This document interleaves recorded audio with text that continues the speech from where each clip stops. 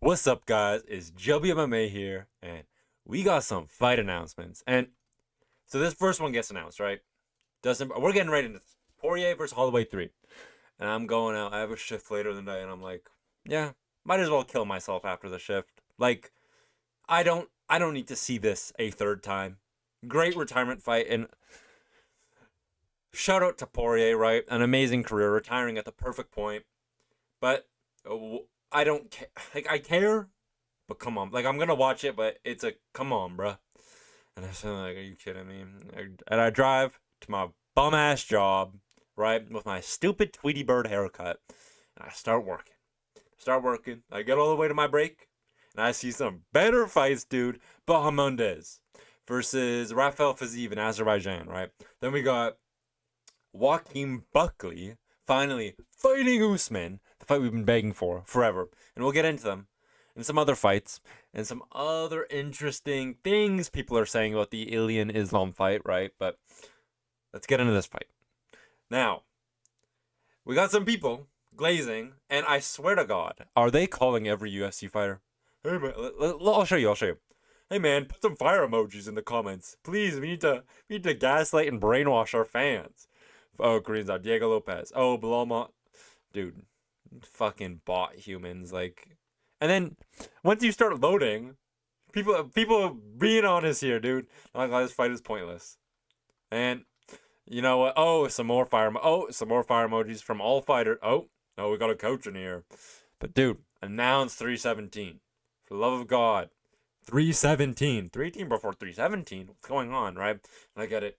Oh, some more fighter emojis from a fighter we haven't heard of since, what, 2016? Like, dude. Anyways, let's get to this fight, though.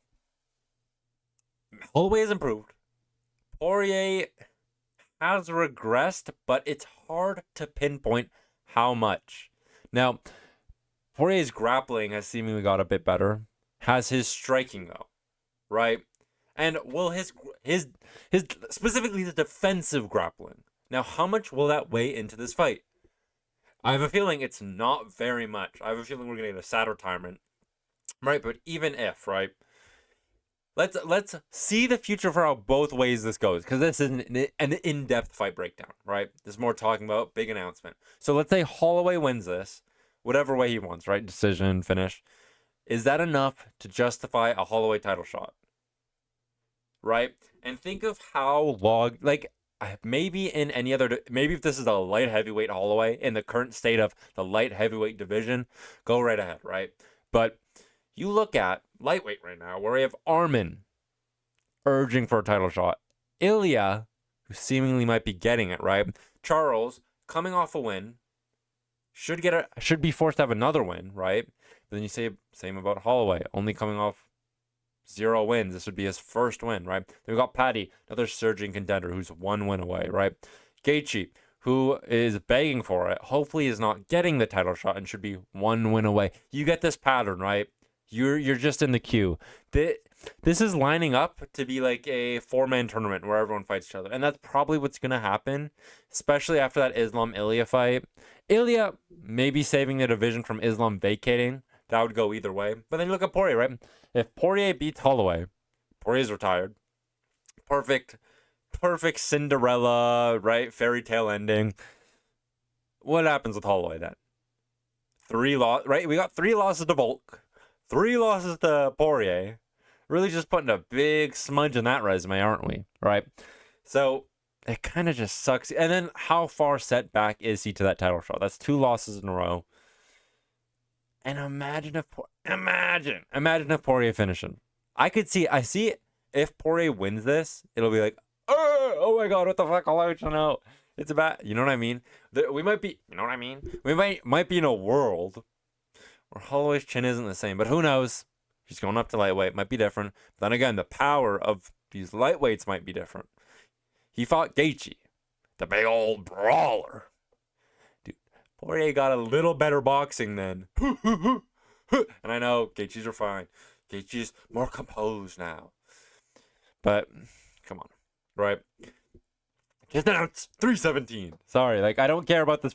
Like, I care about this fight, and I care about these. No, it's more, I don't care about this fight Oh, you're not a real fighter. You're not hardcore like us. I care about the fighters, dude. I love Poirier. I will never miss a Poirier fight. I love Holloway. I will never miss a Holloway fight. A third time? Really? What other fights do we need? Do we need to run Poirier Islam a third time? You weren't so sure about it? Sorry. Poirier. What am I talking about? You do, we're going to move on. I'm a little too shell-shocked with my brain. But anyways.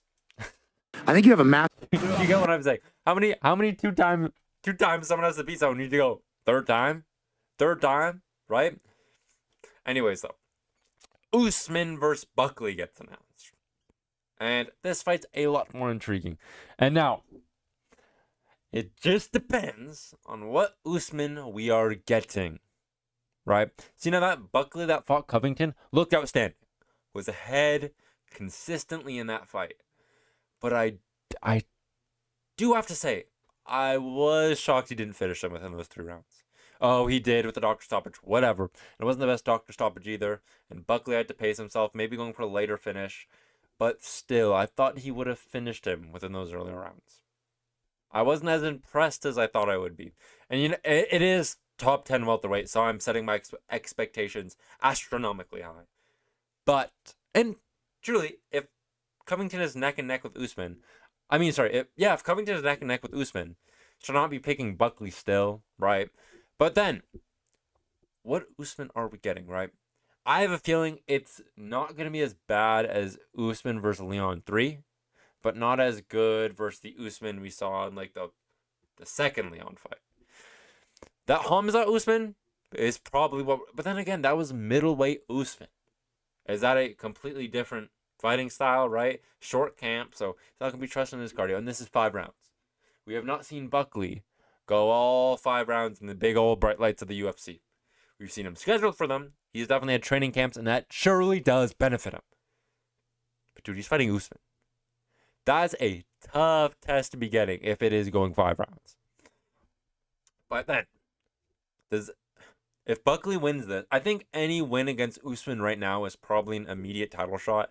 Jump Shavkat. We're sick of waiting for Shavkat, right? Also, I gotta talk about another fight right now. In the middle of this fight, I know. But dude, why is Oban Elliott fighting Brahimaj? What? We're really doing that? Well, I feel like it's a bit of a step back. Oh, I know Basil Hafez is not the greatest fighter, but come on, he's a bit of a step ahead of the. Like, I swear, Oban Elliott was selling himself as, oh, we got a big fight. And he's promoting it. He's doing a good job of it. I'm hearing what he's saying. I don't have to go out and look for it. I'll hear a clip here, there. He's trying to promote himself, right? He's doing a decent job of it. This is the best fight we could get him? Dude, he's a surging prospect right now. What are we doing? But anyways, back to this fight. Dude, if Usman wins it, we can't really justify a title. And he's going to be calling for it. Actually, we kind of can't. Leon's out of here. And Bilal versus Usman, dude. They got some. Drop the podcast clip. He built this shit brick by brick, dude. If he just drops the podcast clip after the Buckley fight, he's probably got a guaranteed title shot. If it's that dramatic as Cejudo ducking head kicks, but Buckley and Usman, this is a massive fight for the welterweight division. Welterweight, as predicted, of course, making some big moves, especially with all those prospects we had climbing. But anyways, oh, I didn't even notice this till way after my shift, by the way. This was on the same post. Yeah, who gives a fuck, right? Nami Yuna's probably losing a 29-28. Shout out. Moving on to the next fight, though. Now this one is a banger.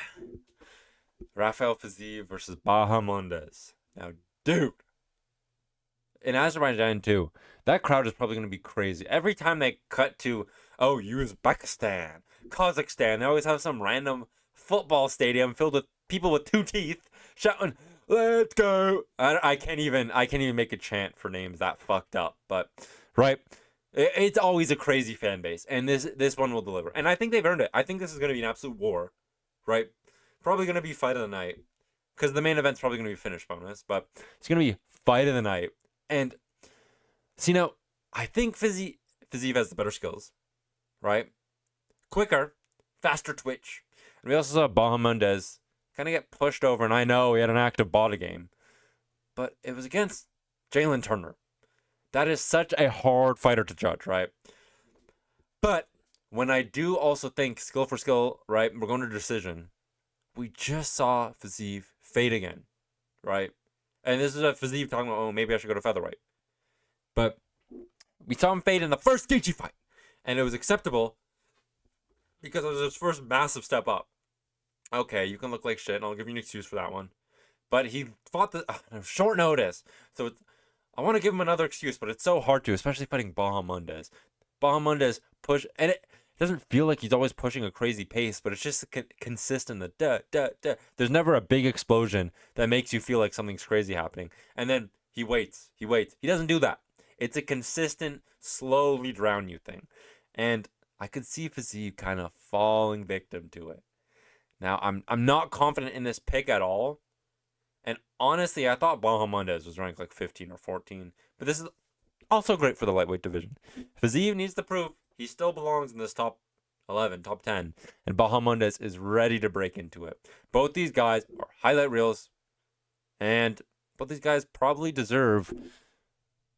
I mean, the lightweight division is going to change a lot soon. So they probably deserve like a falling...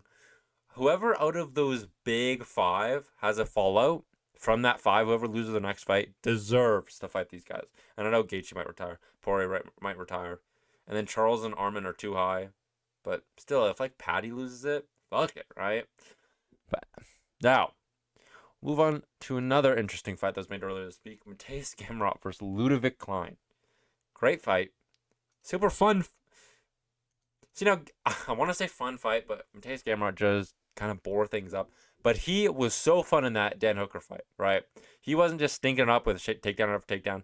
He was actually working him some nice combos, right? And off damage, probably should have won that fight, right? Like, we're being fair here. Hooker might have won that because of where they were in the world. Let's be real. But now let's talk about this fight's kind of fucked up. Now, Ludovic Klein, is he underrated? Yes. He is very underrated. But the thing is, he's also unranked. And Mateusz Gamrot, yeah, ranked number 7 in the world, also coming off a horrible robbery decision. Now, what is this telling fighters who get robbed, right? Like, fucking Volkov, too. Yeah, we'll treat you right. We'll give you a horrible, horrible matchup down in the rankings. Have fun surviving. We're not going to care for you after, bitch. Like, and look at it, right? UFC really don't like Gamrot. Why is ranked number 7 fighting Klein? No ranking. The UFC hate Gamrot. The best they could do, top 10 lightweight. I wanted to see the rematch between him and Dan Hook. Okay. So, people like this, no. Like, you're redacted, dude. Klein, good finisher, right? And there's 2 ways to view this fight. Either, UFC Fight Night in Las Vegas. This might be a main event. That didn't even click with me. Dude, this is the Apex. We're in the Apex. Yeah, you gotta love it, dude. Unranked guy in the main event. I really hope it is too. Because it gives me just more to complain about. That's all I like doing. But poor Gamrot. And I could see Ludovic Klein winning this too. He looked... If this is 5 rounds, Gamrot, work your work. Do what you need. But if this is 3 rounds, Ludovic Klein looks so explosive. And I know Thiago Moises, but still, he looks so explosive. His striking looks so on point. This might mark a big shift in lightweight too. After already the amount of fight announcements we're getting, and I'll move up to the next thing too, because it's pretty important. After all the fight announcements we're getting, this is pretty crazy. Now let me show you this, and let me move my face cam for it. Is here good? Fuck it, I'll be out of frame a bit. I'll lean in. Soon after my announcement of Ilia vs Islam, so this guy announced it earlier on his page, Islam is now also in camp. This rules out Islam moving up to 170. He is the champion, and Ilia is only fighting for a championship. Islam has signed. The waiting is on Ilia, but it's a done deal, as I said 2 days ago. It was also confirmed by Ilia Topuria's manager that it was indeed Ali Abdulaziz that was slowing down the deal. The exact reason for this is not clear. There are speculations, but I won't name those until I actually know that is the case. See now, I'm willing to start gaslighting and making shit up. I don't think this is made up though, dude. Why did I move it down there? I don't think it's made up though, dude. That Ali Abdulaziz would have wanted Gaethje to fight Islam, sorry. Does that not add up? Or either that, or, oh, please, Dana, if you're not doing that, can we at least wait till Bilal versus... No, dude! We need an international fight week announced! Dude, you know it was just this rat. You know he's going... Dana, okay, here, let me roleplay. I'll try to make the voices so it's clear. Okay, I'm Dana right now. Hey, Ali. Ask Islam. No, don't ask him. Tell him he's fighting Ilia, okay? This is Ali now. Yes, bossman Dana, I will make sure. Talk to Islam. Hey, Dana wants you to fight Gaethje. You good with that? Yes, brother. Hello, Mr. Bossman. Hello. He's not willing to fight Ilia. He wants to fight Gaethje. Well, hung up on him. It's probably just that shit over and over again. Like, sir, simplified. But you know Ali's a little fucking rat, dude. Like... I hate that he's moving to, and if Ilia versus Islam is actually made, and I trust this account because I feel like this account's pretty consistently right. I didn't double check every single one, but while I was on my break, everything I looked at was right. So my thing with if Ilia and Islam happens, that restores the faith that Ali is getting his grubby fingers off the fucking fights, and Dana and Hunter have a little more control than this little rat trying to push Gaethje versus Islam. Because no, we don't need to see Islam push Gaethje over and reverse triangle him in 2 seconds. I want it at least a tiny bit competitive. Just give me 1 round of a fight. For the love of God, if it's a title fight, I don't need Moicano versus Islam to happen again and go, oh, little golf clap. No, I'm sick of it. Islam versus Ilia. And dude, I was doing my little disco dance in my car. Like, let's go, dude. I believe it. And I believe, dude, fucking Dana White scratching his balls at home, ready to announce it. I don't know what would be holding up the announcement for announcing 318. I think 318 was just to subside us probably 2 more weeks. Or maybe at least till 316. Maybe they'll announce 317 on 316. That's really pushing it, though. Maybe they'll announce it tomorrow night. Who fucking knows? But this is restoring some faith. As Lucas Tracy said, I was thinking it was a 1 out of 10 chance happening. But come on, dude. No fucking Charles versus Ilia. I care, but I know what could have been. It's this, dude. And we need it. But... thanks for watching. Hype for some fight announcements. This week's been dry as fuck for UFC fans. But peace.